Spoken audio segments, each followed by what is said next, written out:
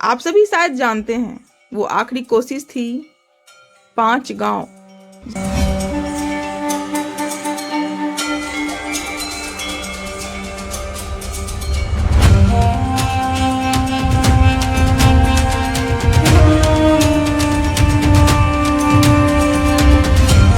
महाभारत का युद्ध धर्म और अधर्म के बीच एक ऐसा विनाशकारी युद्ध था जो द्वापर युग के लिए कह सकते हैं कि एक विश्व युद्ध ही था।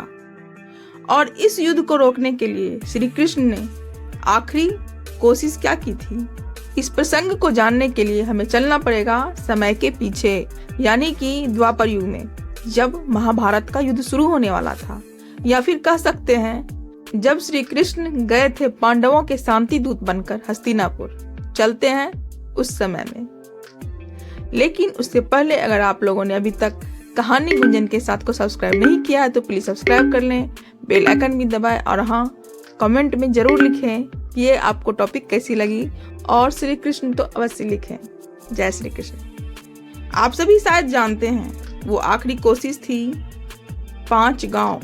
जी हाँ, श्री कृष्ण ने धृतराष्ट्र और दुर्योधन से सिर्फ युद्ध रोकने के लिए 5 गांव ही मांगे थे। लेकिन एक कहावत है ना, विनाश कालेन विपरीत बुद्धि, वही हुआ। धृतराष्ट्र तो मान गए थे क्योंकि उन्हें शायद भली भांति पता था कि इस युद्ध का परिणाम क्या होगा, लेकिन अपने पुत्र के प्रेम वश वो कुछ कर नहीं सके। दुर्योधन एक ऐसा अधर्मी था जिसे खत्म करना जरूरी था, इसीलिए तो ये युद्ध हुआ। लोग कहते हैं कि महाभारत का युद्ध द्रौपदी के कारण हुआ या एक स्त्री के कारण हुआ, लेकिन क्या ये सच है? नहीं। अगर महाभारत का युद्ध द्रौपदी के कारण हुआ होता तो युद्ध तो उसी वक्त हो जाता जब द्रौपदी का चीरहरण हुआ था। इतने सालों तक इंतजार की क्या आवश्यकता थी? कहते हैं जब कोई रास्ता नजर नहीं आता है तब आखिरी रास्ता युद्ध का ही होता है, और ये बात सच भी है।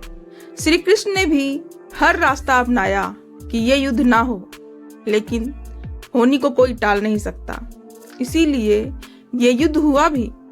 और इस विनाशकारी युद्ध के कारण न जाने कितने धन जन की क्षति हुई, न जाने कितने लाख सैनिक इस युद्ध में मारे गए। लेकिन इसका कारण क्या था? इसका कारण सिर्फ एक नहीं था, इसके बहुत सारे कारण थे। सबसे पहला कारण तो ये था कि एक महारानी द्रौपदी की इज्जत जब उसके घर में ही नहीं हो रही है तो बाकी प्रजा की इज्जत कहां से होगी। और दूसरा कारण था लालच, उस जमीन का लालच जो महाभारत काल में भी था और आज भी है। आज भी बहुत सारे जगहों पर जमीन को लेकर महाभारत होती रहती है, लेकिन ये जमीन न उस वक्त उनकी हुई न आज किसी की हो सकती है। अब हम आते हैं अपनी बात पर। जब महाभारत का युद्ध टलने का नाम नहीं ले रहा था, फिर भी श्री कृष्ण ने आखिरी कोशिश की थी कि इस युद्ध को टाला जाए। श्री कृष्ण पांडवों के शांति दूत बनकर गए थे धृतराष्ट्र की सभा में हस्तिनापुर। श्री कृष्ण ने प्रस्ताव रखा कि आप सिर्फ 5 गांव दे दीजिए पांडवों को, वो मान जाएंगे, वो अपना जीवन यापन कर लेंगे, उनके साथ जो भी अत्याचार हुआ है, जो भी अधर्म हुआ है, वो सब भूल जाएंगे। लेकिन दुर्योधन नहीं माना। उसने बोला कि मैं एक सुई की नोक के बराबर भी जमीन नहीं दे सकता। और ना आज दुर्योधन है और ना पांडव है, लेकिन ये युद्ध तो हुआ और उस युद्ध की गाथा हमेशा रहेगी। लेकिन वो 5 गांव कौन कौन से थे जिसे श्री कृष्ण ने मांगा था पांडवों के लिए, और आज वो कहाँ हैं और आज उनका नाम क्या है, आइए जानते हैं। पहले नंबर पे आता है इंद्रप्रस्थ। इंद्रप्रस्थ युधिष्ठिर ने कृष्ण की सहायता से बसाया था, लेकिन जुए में जब इंद्रप्रस्थ युधिष्ठिर हार गए, उसी गांव को श्री कृष्ण ने मांगा था इन पांडवों के लिए। उन 5 गांवों में एक इंद्रप्रस्थ भी था जो कि आज की दिल्ली है।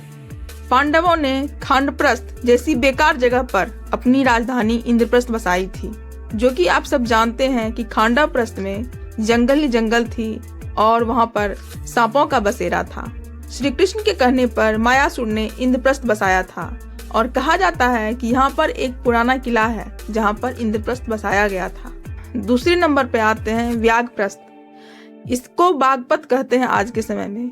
इसको व्याघ्रप्रस्थ इसीलिए कहा जाता था क्योंकि पहले के समय में यहाँ बहुत सारे बाघों का बसेरा था। यही वो जगह थी जहाँ पर लाक्षागृह बनाकर पांडवों को जिंदा जलाने की कोशिश की थी दुर्योधन ने। तीसरे नंबर पे आते हैं पानीपत। जी हाँ, इसे पांडुप्रस्थ भी कहा जाता है। श्री कृष्ण ने तीसरे नंबर में पानीपत यानी कि पांडुप्रस्थ मांगा था और यहाँ से 70 किलोमीटर दूर कुरुक्षेत्र है जहाँ पर महाभारत का युद्ध लड़ा गया था। पानीपत को बुनकरों का शहर भी कहते हैं। यहाँ पर 3 बड़ी लड़ाइयाँ लड़ी गई थी और हमारे इतिहास में पानीपत की लड़ाई के बारे में आपने पढ़ा भी होगा।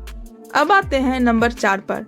श्री कृष्ण ने जो चौथा गांव मांगा था उसे तिलप्रस्थ भी कहते हैं और अभी उसे तिलपत कहा जाता है। तिलपत फरीदाबाद में यमुना नदी के किनारे बसा हुआ है और श्री कृष्ण ने वो 5वां गांव सोनीपत मांगा जो उस समय में स्वर्ण पथ के नाम से विख्यात था। इसे स्वर्ण पथ इसीलिए कहा जाता था क्योंकि यहाँ पर बहुत सारे स्वर्ण संपदा थे। स्वर्ण पथ का मतलब होता है सोने का शहर। सोनीपत अभी हरियाणा में है। ये 5 गांव श्री कृष्ण ने मांगे थे दुर्योधन से, लेकिन दुर्योधन तैयार नहीं हुआ और उसका परिणाम बहुत ही भयानक हुआ। कृष्ण ने तो अपनी आखिरी कोशिश कर ली थी इस युद्ध को रोकने की, लेकिन होनी को कोई टाल नहीं सकता, ये बात सच है। आप लोगों को कैसी लगी ये छोटी सी जानकारी महाभारत के विषय में? हम ऐसे ही छोटी छोटी लेकिन बड़ी जानकारियां आप लोगों के लिए लाते रहेंगे। तब तक के लिए जय श्री कृष्ण।